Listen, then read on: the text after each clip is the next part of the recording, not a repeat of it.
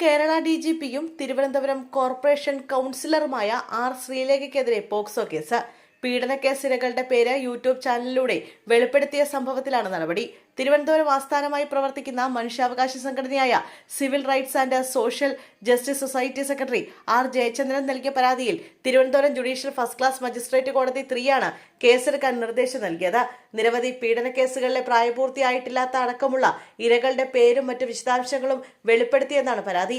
Delhi Nirbhaya case, Kiliroor Kaviyoor കേസുകൾ, ഗോവിന്ദസ്വാമി പ്രതിയായ ട്രെയിനിൽ വെച്ച് കൊല്ലപ്പെട്ട പെൺകുട്ടിയുടെയും പെരുമ്പാവൂർ പീഡനക്കേസുകളും പരാതിയിൽ പരാമർശിച്ചിട്ടുണ്ട്.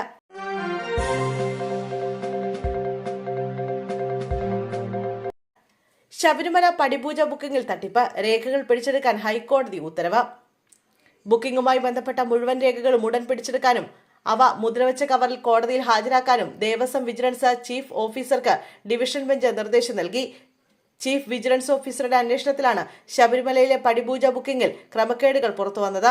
പടിപൂജ ബുക്ക് ചെയ്ത ചിലർ വ്യാജ മേൽവിലാസങ്ങൾ ഉപയോഗിച്ചെന്ന് കണ്ടെത്തൽ. കൂടാതെ ബുക്ക് ചെയ്ത പടിപൂജ മറച്ചു വിൽക്കുന്നതായും വിജിലൻസ് റിപ്പോർട്ടിൽ വ്യക്തമാക്കുന്നു. പടിപൂജ ബുക്കിംഗ് മറ്റൊരാൾക്ക് കൈമാറുന്നത് നിയമവിരുദ്ധമാണെന്ന് ദേവസ്വം ബെഞ്ച് വ്യക്തമാക്കി. പകരം പടിപൂജ അനുവദിക്കില്ലെന്നും ദേവസ്വം ബെഞ്ച് അറിയിച്ചു.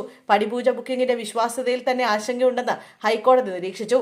അടുത്ത 1 വർഷത്തെ പടിപൂജ ബുക്കിംഗിന്റെ മുഴുവൻ വിവരങ്ങളും പ്രസിദ്ധീകരിക്കണമെന്നും കോടതി നിർദ്ദേശിച്ചിട്ടുണ്ട്.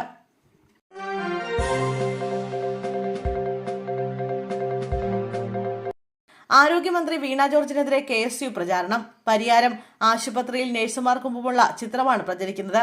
ICUവിൽ പാലിക്കേണ്ട മര്യാദകളില്ലാതെ ഫോട്ടോ എടുത്തു എന്നാണ് ആക്ഷേപം. കഴുത്തിന് ഗുരുതര പരിക്കുള്ള മന്ത്രി ചിരിച്ചുകൊണ്ട് ഫോട്ടോയ്ക്ക് പോസ്റ്റ് ചെയ്തെന്നാണ് വിമർശനം. ഇന്നലെ രാത്രി 10 മണിക്കാണ് KSU പ്രതിഷേധത്തിനിടെ കഴുത്തിലേറ്റ ക്ഷതത്തിൽ വിദഗ്ധ ചികിത്സയ്ക്കായി ആരോഗ്യമന്ത്രിയെ പരിയാരം മെഡിക്കൽ കോളേജിലേക്ക് എത്തിച്ചത്. MRI സ്കാനിംഗ് അടക്കം വിശദ പരിശോധന നടത്തി.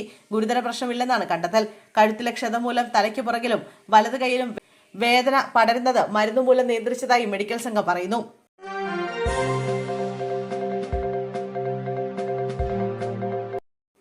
സംസ്ഥാനത്ത് പാൽവില വർദ്ധിപ്പിക്കാനുള്ള നീക്കവുമായി മിൽമ മുന്നോട്ട്. ലിറ്ററിന് 4 രൂപ വീതം വർദ്ധിപ്പിക്കണമെന്ന ശുപാർശ കഴിഞ്ഞ മാസം 20 തന്നെ മിൽമ ഭരണസമിതി ക്ഷീരവികസന വകുപ്പ് മന്ത്രിക്ക് സമർപ്പിച്ചു. നിയമസഭാ തെരഞ്ഞെടുപ്പിന്റെ മാതൃകാ പെരുമാറ്റച്ചട്ടം നിലവിൽ വരുന്നതിന് മുമ്പായി വിഷയത്തിൽ അനുകൂല തീരുമാനമെടുക്കണമെന്ന് മിൽമ സർക്കാരിനോട് ആവശ്യപ്പെട്ടു. വില നിശ്ചയിക്കാൻ മിൽമയ്ക്ക് സ്വയം അധികാരമുണ്ടെങ്കിലും സർക്കാരുമായുള്ള സഹകരണം മുൻനിർത്തിയാണ് അനുമതി തേടിയതെന്ന് ചെയർമാൻ KS മണി വ്യക്തമാക്കി.